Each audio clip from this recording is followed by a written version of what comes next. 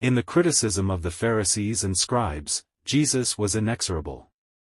He does not warn his students about their learning, but about their behavior, which does not befit the community of his students. This criticism also applies to us, the believers, because the Pharisees and scribes were supposed to be a model of a believer's life with their lives. Problematic in their actions was their hunger and greed for fame and recognition.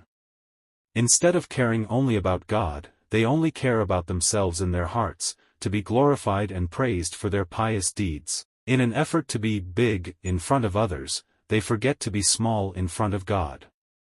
They use their religious life and piety to achieve human glory, rejecting serving God exclusively. Seeking only their fame and reputation, in the sense of being seen, greeted, honored and glorified, they place themselves in the place of God. With this, Jesus warns us about the danger of holy arrogance in our religious life. The sign of the cross of Jesus is the exact opposite of such a way of living in the desire for exaltation. Jesus clearly warns, whoever exalts himself will be humbled, and whoever humbles himself will be exalted. Whoever is filled with himself and his own greatness, cannot receive the Holy Spirit, who accompanies our walk towards eternity.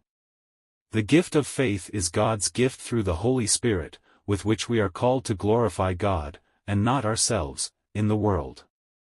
Self-love robs faith of its fruitfulness and persuasiveness. Only in the humility of the heart, in its availability and readiness to serve God and all people, is it possible to give a true witness to the gospel. Self-love distances man from God. In contrast to self-love and arrogance stands humility, represented by the wood of the cross. We do not reach God by climbing the ladder of power, fame, honor and position, but by descending and humbling ourselves in service to others through sacrifice and self-giving. Our everyday life, in which we live and discover our smallness, is the place of our ascent to God through descending in love. A disciple of Jesus must demonstrate the credibility and integrity of his faith and love in his daily duties, in the little things of everyday life. This is where the sincerity of our religious life is revealed. When we decide to serve others in our everyday and ordinary life, we choose the path of exaltation to God. Today, we Christians are often burdened by our hypocrisy and lack of credibility. This is precisely why Jesus' conflict with the Pharisees continues.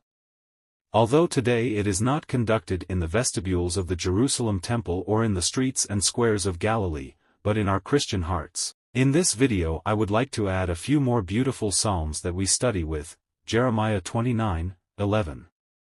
For I know the plans I have for you, says Yahweh, plans of peace and not of calamity, to give you a future and hope. Isaiah 40:31. But to those who trust in Jehovah, strength is restored, their wings grow like eagles, they run and do not stop, they walk and do not faint. Isaiah 41:10.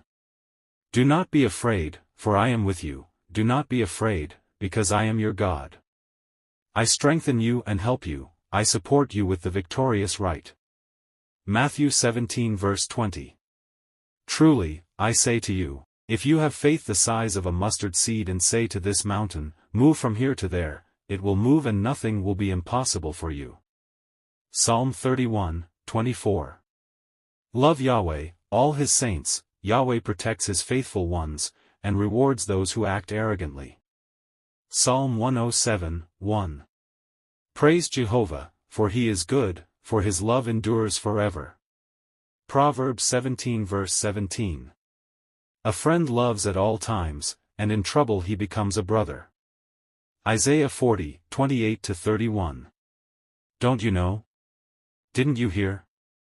Yahweh is the eternal God, creator of the ends of the earth. He does not tire, does not stop, and his mind is immeasurable. He restores strength to the tired, strengthens the weak. The young men get tired and weak, exhausted, the boys stumble. But for those who trust in Jehovah, their strength is renewed, their wings grow like eagles, they run and do not stop, they walk and do not faint. John's Gospel 15:13. No one has greater love than this, to lay down one's life for one's friends. Epistle to the Romans 8:28. We know that God cooperates in everything for good with those who love him, with those who are called by his decision. First Epistle of Peter 2, 9-11, and you are a chosen race, a royal priesthood, a holy regiment, a people chosen to proclaim the mighty works of him who called you out of darkness into his wonderful light, ye, once a Gentile, now the people of God, Unamili, and now Mili. Beloved, I adjure you, as newcomers and travelers, to stay away from the lusts that war against the soul. Epistle of James 1, 2-4. Consider it true joy, my brothers, when you fall into various trials, and knowing that the testing of your faith gives birth to steadfastness. But let steadfastness be perfect indeed, that you may be perfect and complete, without any deficiency. Epistle to the Romans 1, 17. For the righteousness of God is revealed in him from faith to faith, as it is written, the righteous shall live by faith. Deuteronomy 31, 6. Be brave and be determined. Do not be afraid and do not surrender before them. Yahweh himself, your God, goes with you, he will not leave you nor forsake you. Psalm 23, 1. Yahweh is my shepherd, I lack nothing. Joshua 1, 7. Just be bold and courageous to do everything faithfully according to the orders given to you by Moses, my servant. Don't turn from it to the right or to the left, so that you will be happy in everything you do.